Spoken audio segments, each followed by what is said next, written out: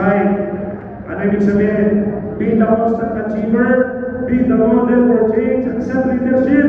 Sabi mo sa katabi mo, leader ka! And be the boss of your destiny. Ikaw mag-design ang destiny mo. I-design mo kung saan pupunta. Ang mga resulta mo, patinigin, dapat kung saan ka masaya. This is just a constant reminder. You are a leader. Accept it as a leader.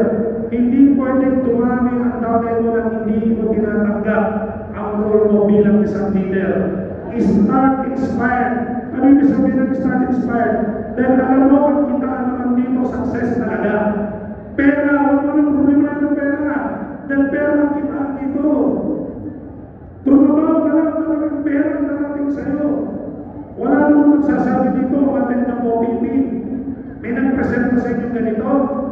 Pag nag-join ka at naka-recruit ka, makakakuha ka ng 1 kilong mundo. Sa kaliwa, 1 kilong bigas.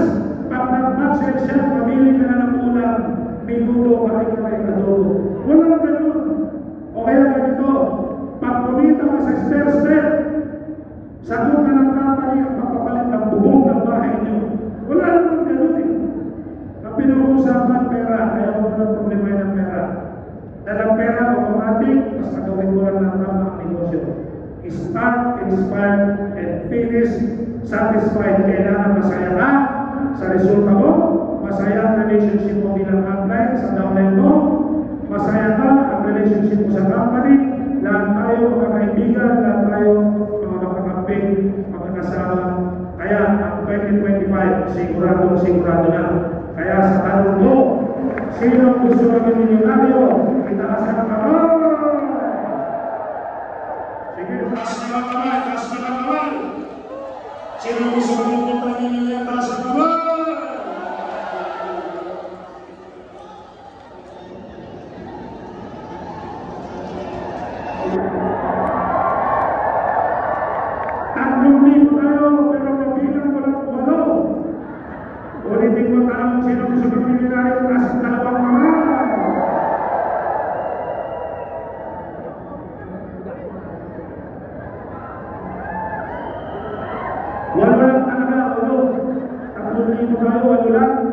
Sino gusto ng milyonaryo na sa kamay?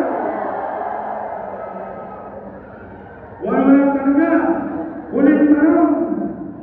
Sino ayaw maging milyonaryo na sa kamay?